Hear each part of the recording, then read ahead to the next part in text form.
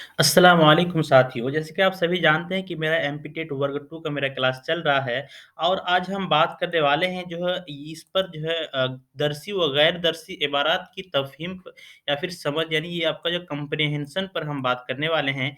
ये आपका सिलेबस में जो है आपका 6 नंबर पे आपको मिल जाएगा, ठीक है? उर्दू सिलेबस में जो आपको 6 नंबर पे मिल जाएगा। तो यहाँ पे हम बात करेंगे यानी आपका जो दरसी व गैर दरसी में है। तो इससे पहले अगर आप मेरे चैनल में नए हैं तो चैनल को जो है सब्सक्राइब ज़रूर से ज़रूर कर लें। मैं इसी तरह का वीडियो आपके लिए लाता रहता हूँ और आपका जो है टेट से रिलेटेड जो है मैं क्वेश्चन कराता हूँ। तो चलिए बिना ताख़ीर किए हुए मज़मून की तरफ, ठीक है? मज़मून में इसका मतलब आप समझ लीजिए कि दरसी यानी आपका जो गैर दरसी आपको यहाँ पे इस बात पे आप गौर कीजिएगा कि अगर आपको अगर कुछ पैराग्राफ दे दिया जाए, ठीक है? यानी आपको हम 5 लाइन अगर हम दे देते हैं, ठीक? अब 5 लाइन को पढ़ना है और इसी 5 लाइन से रिलेटेड आपको सवाल पूछा जाए, तो आपको जो है ये बहुत ही आसान लगेगा और यहाँ पे सिलेबस में ये बहुत ही आसान है, इससे आपको रिलेटेड सवाल बताना है और ये कोई मुश्किल बात नहीं है, बस इसको समझकर पढ़ना है और पढ़कर ही आपको जवाब देना है। तो ये जो है बहुत ही अच्छी है और इसमें जो है अच्छा से अच्छा नंबर उठ जाता है। ये आपका जो सीटेट में अगर इसका पूछा जाए, तो इससे जो है आपका गैर दरसी इक़्तिबास से आपका जो है 15 नंबर का क्वेश्चन आता है, तो ये जो है बहुत है। आपका जो है एमपीटेट में जो है कुछ ज़्यादा आना चाहिए इसमें और वहाँ पे एमपीटेट का जो प्रीवियस क्वेश्चन हमने देखा है, तो उसमें जो है कुछ ज़्यादा यानी एक सवाल पर कुछ ज़्यादा यानी 4-5 लाइन का जो है एक इक़्तिबास दिया जाता है, उसके बाद फिर उसमें से एक सवाल किया जाता है। तो इसी तरह का जो है एमपीटेट में है, तो अगर आप लोग कमेंट कीजिएगा तो मैं जो है एमपीटेट का जो प्रीवियस ईयर क्वेश्चन है, उसको भी मैं करा दूँगा ताकि आपको जो है कॉन्सेप्ट समझ में आए और आप जो है यानी तैयारी का जो लेवल समझ में मतलब समझ में आपको आएगा। तो अगर आप कमेंट करेंगे तो मैं इंशाल्लाह जो है उसको भी करा दूँगा, ठीक है? प्रीवियस ईयर क्वेश्चन है उसको भी मैं करा दूँगा। तो यहाँ पे हम समझते हैं पहले, चलिए यहाँ पे हिदायत दिया गया है, हिदायत पढ़ लेते हैं। यहाँ पे दिया है कि नीचे दिए गए शेरी हिस्से को जो है पढ़िए और जो है दिए गए मुतबादिल यानी आपका जो अल्टरनेटिव में से मुनासिब तरीन मुतबादिल का जो है इंतखाब कीजिए। यानी आपका जो यहाँ पे दिया गया शायरी हिस्सा दिया गया है, यानी यहाँ पे कुछ शेर दिया गया है, इसको पढ़ना है और इसी से रिलेटेड जो है हमको क्या करना है, सवाल पूछा जाएगा और सवाल का जो है हमको जवाब देना है। तो चलिए मैं इसको थोड़ा-सा बड़ा कर लेता हूँ ताकि आपको जो है समझ में थोड़ा-सा ज़्यादा आए और आप जो है बआसानी पढ़ सकें, ठीक है? चलिए हम पढ़ते हैं यहाँ पे, ठीक है? आप अगर जो है इसका पीडीएफ मैं व्हाट्सएप ग्रुप में दे दूँगा, ठीक है? अगर आप जो है व्हाट्सएप ग्रुप जॉइन करना चाहते हैं, तो व्हाट्सएप ग्रुप का लिंक जो है मैं आपका डिस्क्रिप्शन में दे दूँगा, आप वहाँ से व्हाट्सएप ग्रुप जॉइन कर सकते हैं, ठीक है? चलिए हम पढ़ते हैं, फ़ज़ा खामोश थी और शब के पासबां तारे फलक से देख रहे थे ज़मीं के नज़ारे, सब ख़राम हुआ है, सुरूर था दिल में, ठीक है? शाए नूर से ज़र्रे बने थे महपारे। उसके बाद यहाँ पे सफ़ेद अब्र के टुकड़े थे यूँ फलक पे रवां, फ़ज़ा में करते हों परवाज़ जैसे तैयारे, वह सतह आब पर तारों का अक्स क्या कहना, दमक रहे थे एक आईना दमक रहे रहे थे एक आईना में कुछ अंगारे, ठीक है? इसी तरह का है, आगे हम देख लेते हैं कि कहा निगाह ने फ़ितरत निखार पर है आज, अजीब दिलकश व राहत फ़ज़ा है नज़ारे, फ़ज़ा में गूंजी एक आवाज़ नागहा आखिर, सुकून दिल कहीं पाते हैं हज़्र के मारे, सुकून दिल कहीं पाते हैं हज़्र के मारे। ये आपका शायरी दिया है और ज़रूरी नहीं है कि आपको इक़्तिबास में सिर्फ़ शायरी ही है, कभी नज़्म भी दिया जाता है, तो कभी कोई कहानी भी दिया जाता है, तो कभी किसी की खाका भी दिया जाता है। इसी तरह से जो है आपको कुछ से खाका से या फिर कुछ भी हो दिया जाता है और उसी से रिलेटेड आपको सवाल पूछा जाता है और ऐसा भी नहीं है कि सिर्फ़ आपको जो है उसी से रिलेटेड सवाल पूछे, कभी-कभी ऐसा होता है कि कवायद से भी सवाल पूछा जाता है, ठीक है? कवायद से भी सवाल पूछा जाता है, यानी आपको यहाँ पे बता देगा यानी कि कवायद आपको जो है इसका मीनिंग पूछेगा या फिर कवायद के बारे में कि इसका जो है मुअन्नस मुज़क्कर क्या है, इस सब से भी सवाल पूछा जाता है, यानी आपको जो इसी से रिलेटेड आपको सवाल पूछा जाएगा। तो चलिए हम जो ये शायरी हिस्से को पढ़े हैं, इससे जो रिलेटेड सवाल है उसको हम पढ़ लेते हैं ताकि आपको ज़्यादा से ज़्यादा समझ में आएगा। तो सबसे पहले नंबर 1 में दिया है सवाल दोस्तों कि आपका जो है पासबा के माना क्या है? आपका ये जो पासबा लफ्ज़ दिया था और ये जो है पहले मिसरे में ही आपने देखा था, तो इसका माना क्या है? आपका ऑप्शन में है ए चोरी करने वाला, बी में है रखवाला, सी में है दौड़ने वाला और डी में है कोई नहीं। तो कोई नहीं तो बिल्कुल नहीं होगा, पासबा का मतलब क्या होता है दोस्तों? ये जो है पासबा का मतलब रखवाला होता है, तो इसका जो बी ऑप्शन है बिल्कुल सही है।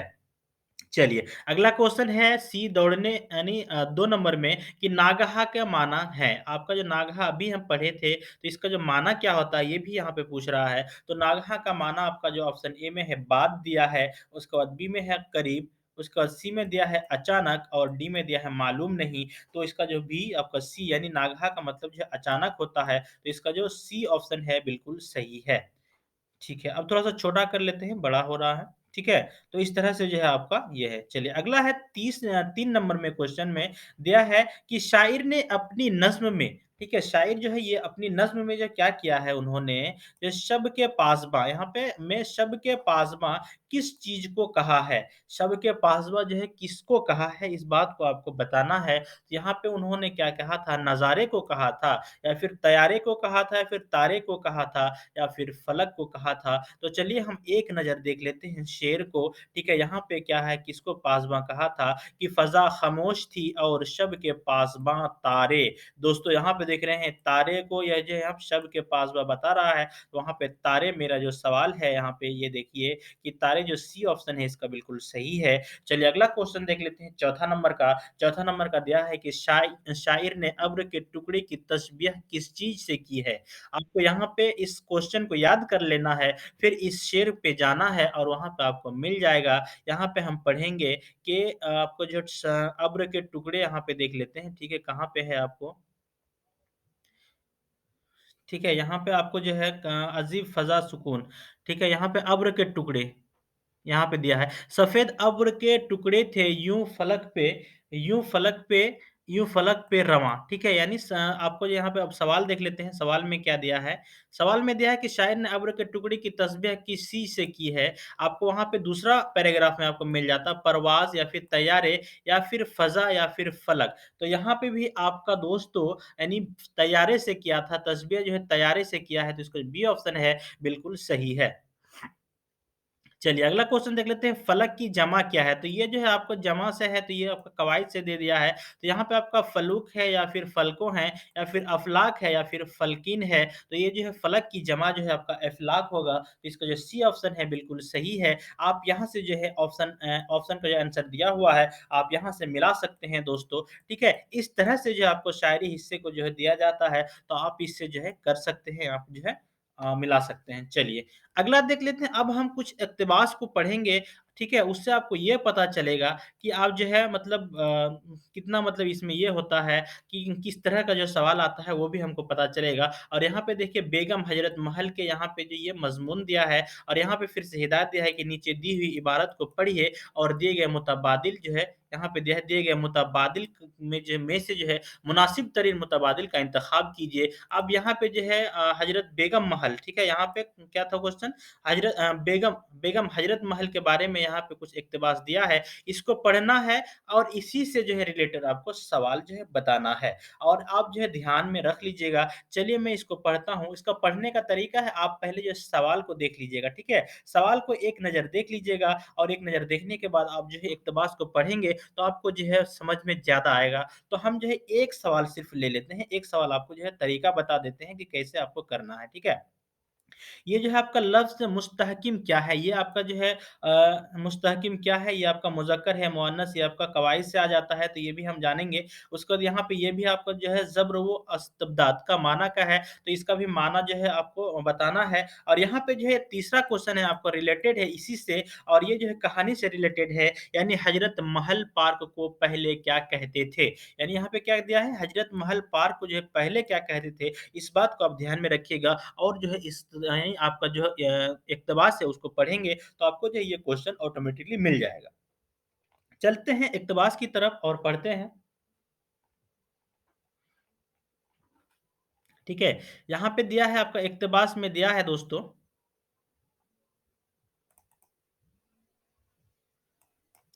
ठीक है, यहाँ पे दिया है कि उत्तर प्रदेश की राजधानी लखनऊ में गोमती नदी के किनारे एक हरा-भरा पार्क है, ठीक है? जिसे हज़रत महल पार्क कहा जाता है। अभी जिसे जो है हज़रत महल पार्क कहा जाता है, लेकिन यहाँ पे हमसे पूछा क्या गया है, पहले का नाम पूछा गया है, ठीक है? हज़रत महल पार्क को जो है पहले क्या कहते थे, तो उस बात को हमसे पूछा गया, तो उस बात को हम यहाँ पे ढूँढने की कोशिश करेंगे। तो यहाँ पे पहले दिया है अंग्रेज़ों ने इस मुकाम को अपनी फ़तह की यादगार करार देते हुए विक्टोरिया पार्क कहा था। यहाँ पे हमको सवाल का जवाब मिल गया और वहाँ पे आपको ऑप्शन में भी मिल जाएगा विक्टोरिया पार्क। तो ये हमको मिल गया, एक सवाल का क्वेश्चन यहाँ से हमको मिल गया। ये जो है इक़्तिबास जो है बहुत ही आसान है, आप अगर इसको समझ कर पढ़ेंगे ना तो ये जो है आपको बहुत ही आसान लगेगा और यहाँ से जो है नंबर बहुत कम कटता है। तो आप लोग जो है बस समझ कर पढ़ना है और ध्यान से पढ़ना है तो आप लोगों का नंबर जो है बिल्कुल नहीं कटेगा और यहाँ से आपका जो है नंबर अच्छा खासा उठ जाएगा। चलिए अगला देख लेते हैं, जिस जगह पर संगमरमर के गुंबद के नीचे ओध की सल्तनत का तगड़ा नस्ब है, एक ज़माने में इंग्लिस्तान यानी बरतानिया की राजधानी लंदन के मलिका विक्टोरिया का एक हुसैन मुजस्समा लगा हुआ था। चाहिए तो यह था कि विक्टोरिया की मुजस्समा की जगह हिंदुस्तान की उस उलुल अज़म और जांबाज़ बेगम हज़रत महल का मुजस्समा नसीब किया जाता। ठीक है? यहाँ पे पढ़ते जाइएगा, ध्यान से आप पढ़ते जाइएगा। जिसके नाम-ए-नामी से यह पार्क मंसूब है, लेकिन मुसलमानों की मज़हबी अकायद का लिहाज़ करते हुए इस परचम के निशान को ही मुनासिब समझा गया, ठीक है? उसके बाद जिसके साये में अर्ज़ हिंद की इस गैरतदार खातून बेगम हज़रत महल ने विदेशी ज़ब्र व इस्तबदाद का 2 ढाई बरस तक जीदारी से मुकाबला किया। यहाँ पे आपको जो है ये एक शब्द दिया है जो कि सवाल में हम पढ़े थे कि ज़ब्र व इस्तबदाद का मतलब क्या होता है? ज़ुल्म होता है जो कि 2 ढाई साल यानी 2 ढाई बरस तक जो है जीदारी से मुकाबला किया था। बजाए हथियार डालने के मुल्क नेपाल की दुश्वारी यानी दुश्वार गुज़ार घाटियों में जलावतनी की ज़िंदगी को तरजीह दी। ठीक है? यहाँ पे जो है हथियार उठाने के बजाय जो है वो क्या किया कि जो है नेपाल की जो गुज़ार घाटियों की में जो है जलावतनी की ज़िंदगी को तरजीह दी। उसके बाद यहाँ पे दिया है कि बेगम हज़रत महल का असल नाम मोहम्मदी बेगम था और जो है वहाँ पे दिया है कि वह उस साहिब इल्म व फ़ज़ल और ताजदार ओद वाजिद अली शाह की मलिका थी। इस बात को भी आपको सवाल में आएगा, इस बात को आपको ध्यान में रखना है, जिससे फिरंगियों, अंग्रेज़ों ने गैर माकूल बहाना और गलत इल्ज़ाम लगाकर नाअहल और अय्याश करार देते हुए फरवरी 1856 में माज़ूल कर दिया था, ठीक है? उसके बाद इनके यानी उनके 14 साला फ़र्ज़िंद शहज़ादा बरजेस कदर को नायब मुकर्रर किया गया। वाजिद अली शाह मार्च 1856 में बरतानिया की तारीख़ अहम राजधानी लंदन जाने के इरादे से कलकत्ता रवाना हुए। इस बात को भी आपको ध्यान में रखना है। यानी जब भी एक-एक लफ्ज़ को आपको ध्यान में रखना है, इसी से रिलेटेड आपको सवाल पूछा जाएगा।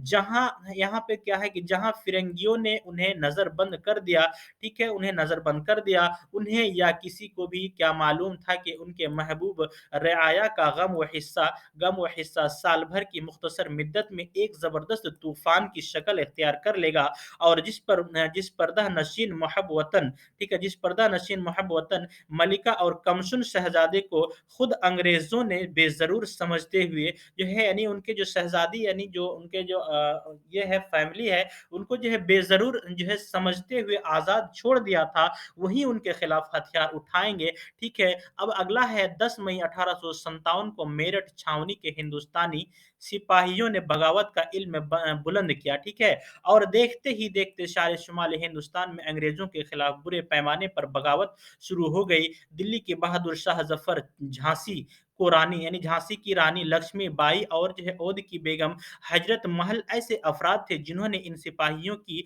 सरबराही की और तब मुल्क भर में आज़ादी की जंग के शोले भड़कने लगे। मकसद सबका एक था कि अंग्रेज हिंदुस्तान से निकाले जाएँ, ठीक है? इस आज़ादी वतन की जंग यानी इस आज़ादी वतन की जंग को बगावत या गदर कहना दुरुस्त नहीं है, बल्कि बरतानवी साम्राज्य से टक्कर लेने की यह पहली कोशिश थी। इस बात को आपको ध्यान में रखना है, ये सवाल में आएगा। ठीक है, दुरुस्त नहीं है, इसलिए बल्कि बरतानवी साम्राज्य से टक्कर लेने की यह पहली कोशिश थी, इसलिए यहाँ पे जो है गदर या फिर गदर कहना जो है दुरुस्त नहीं है। आम तौर से जो है इसे हम हिंदुस्तान की पहली जंग आज़ादी के नाम से याद करते हैं। आम तौर पर हम हिंदुस्तान की पहली जंग आज़ादी के नाम से इसे याद करते हैं। नवंबर 1859 के आखिर तक बेगम हज़रत महल सूबा ओद की शुमाली सरहद से अंग्रेज़ों की फ़ौजी छानियों ठीक है? छानियों छानियों पर जो है छापा मार दस्तों का जो है इंतज़ाम करती रही। लेकिन जब हिंदुस्तान की आज़ादी की तहरीक ने जब दम तोड़ दिया, दोनों माँ-बेटे जनाब आलिया बेगम हज़रत महल और शहज़ादा बर्जेस कदर अपने बचे-खुचे फ़दाइयों के साथ हिंदुस्तान की शुमाल के मुल्क नेपाल चले गए। एक मिद्दत तक अंग्रेज़ों की कोशिश रही कि वह नेपाल से वापस आ जाए। एक अंग्रेज़ जो है मशहूर फ़नकार, ठीक है? वो क्या किया, जो शहज़ादा और बर्जेस कदर की तस्वीर खींचने लंदन से हिंदुस्तान और हिंदुस्तान से नेपाल गया था, यह पैगाम ले गया कि जनाब आलिया फैज़ाबाद या फिर लखनऊ जहाँ रहना चाहें, आ जाएँ। वज़ीफ़े के अलावा एहतराम शाहाना भी किया जाएगा। लेकिन बेगम हज़रत महल जब तक ज़िंदा रही, ना खुद आई, ना शहज़ादा बर्जेस कदर ही वापस आए और जो है ना उनके जो जाँसार हिंदुस्तान वापस आए। नेपाल की जो है राजधानी काठमांडू के हिंदुस्तानी मस्जिद मस्जिद उसी गैरतदार और वतन परस्त परदेसी मलिका आलिया बेगम हज़रत महल की यादगार है और उसी में जो है उनकी अबदी आरामगाह का मज़ार भी है। तो यहाँ पे जो है ये इक़्तिबास ख़त्म होता है। यहाँ पे इसका जो राइटर है मिर्ज़ा कोकब कदर है, तो इस बात को भी आपको ध्यान में रखना है। अब हम चलते हैं क्वेश्चन की तरफ। क्वेश्चन में हम देखते हैं लफ्ज़ मुस्तहकिम क्या है? आपका ऑप्शन क्वेश्चन 1 में दिया है लफ्ज़ मुस्तहकिम क्या है? तो इसका मतलब है आपका जो है यहाँ पे पूछा गया है मुअन्नस है या फिर मुज़क्कर है या फिर दोनों है या फिर आपका जो है कोई नहीं। तो दोस्तों यहाँ पे जो है बी ऑप्शन बिल्कुल सही होगा, यानी जो लफ्ज़ जब मुस्तहकिम जो है मुज़क्कर है, तो इसका जो बी ऑप्शन है बिल्कुल सही है। अगला क्वेश्चन देख लेते हैं। अगला क्वेश्चन है ज़ब्र व इस्तबदाद के माना है। आपको अभी हम बता चुके थे कि रहम भी नहीं होगा, मेहरबानी भी नहीं होगा, कदरदान भी नहीं होगा। यहाँ पे जो है एक आपको जो है रहम, मेहरबानी, कदरदान ये सब जो सेम है, ठीक है? ये सब जो है सेम है, आपको इस बात को आप ध्यान में रखिएगा और वहाँ पे एक है आपका ज़ुल्म, तो इस बात से भी आपको को अंदाज़ा लग जाता है कि यहाँ पे जो है एक जो है तीनों सेम है, एक अलहदा है, तो वो अलहदा ही एमसीक्यू क्वेश्चन का जो है आंसर होता है, तो इस बात को आप ध्यान में रखिएगा। तो इसका जो जुल्म है, इसका जो ऑप्शन बी है बिल्कुल सही है। चलिए अगला क्वेश्चन है तीसरा नंबर में हजरत महल पार्क को पहले क्या कहते हैं? इस बात पे हम चर्चा कर चुके हैं। यहाँ पे आपका जो है हिमालय पार्क बिल्कुल नहीं होगा, इको पार्क नहीं होगा, लंदन पार्क नहीं होगा बल्कि विक्टोरिया पार्क ये बिल्कुल डी बिल्कुल सही है। चलिए अगला क्वेश्चन है बेगम महल कौन थी? यहाँ पे आपको इक्तबास से भी सवाल मिल जाएगा। आपको इको पार्क जो है ताजदार ओध वाजिद अली की मलिका थी या फिर साजिद की मलिका थी या फिर शाहजहाँ की मलिका थी या फिर इनमें से कोई नहीं। तो यहाँ पे जो ऑप्शन ए है बिल्कुल सही है, ताजदार-ए-उद वाजिद अली की मलिका थी। अब अगला है 5वां नंबर पे जंग आज़ादी को गदर या बगावत कहना क्यों दुरुस्त नहीं है? इसलिए कि यह जिहाद था। नहीं, ये भी गलत है आपका दोस्तों। यहाँ पे दिया है कि बरतानवी साम्राज्य से टक्कर लेने की यह पहली कोशिश थी। सी दोनों है और डी में है कोई नहीं। तो इसका जो अभी इक़्तिबास में दिया था कि यह बरतानवी साम्राज्य से टक्कर लेने की पहली कोशिश थी, इसलिए ये बिल्कुल नहीं होगा। यहाँ पे बिल्कुल बी बिल्कुल सही ऑप्शन है। चलिए अगला क्वेश्चन है हज़रत महल नेपाल कब गई? यहाँ पे आपको जो है ऑप्शन दिया है दिसंबर 1857, उसके बाद बी में है नवंबर 1859 और सी में है आपका फरवरी 1867 और डी में है कोई नहीं। तो इसका जो 6 नंबर का आपका जो है बी बिल्कुल ऑप्शन सही होगा। इन्होंने अभी इक़्तिबास में पढ़ा है कि हमने जो पढ़ा था वो है नवंबर 1859 में जो है हज़रत महल नेपाल गई थी। तो इसका जो बी ऑप्शन बिल्कुल सही है। अगला क्वेश्चन जो 7 नंबर का दोस्तों है इस कहानी के लिखने वाले को मतलब लिखने वाले कौन है? आपका ऑप्शन है हादी रुस्वा, उसके बाद मिर्ज़ा गालिब या फिर इसमें से डी में दिया है इसमें से कोई नहीं, सी में दिया है आपका रज़ा कोकब कदर, तो इसका जो सी ऑप्शन है दोस्तों बिल्कुल सही है। तो इसी तरह का जो है इक़्तिबास आपको जो है मिलेगा, कभी नज़्म से मिलेगा, कभी शायरी हिस्से से मिलेगा, कभी इक़्तिबास से मिलेगा, कभी कहानी से मिलेगा और यहाँ पे भी आपका आंसर दिया है। तो दोस्तों आपको वीडियो कैसी लगी? अच्छी लगी तो प्लीज़ लाइक करें, शेयर करें और चैनल को सब्सक्राइब ज़रूर से ज़रूर कर लें। दोस्तों जो है चैनल को सब्सक्राइब कर लो और शेयर करें वीडियो को ताकि जो हमें मोटिवेशन मिले मैं इसी तरह का आपके लिए वीडियो लाता रहूँगा। तो मिलते हैं फिर अगली क्लास में कल, तब तक के लिए अस्सलामु अलैकुम।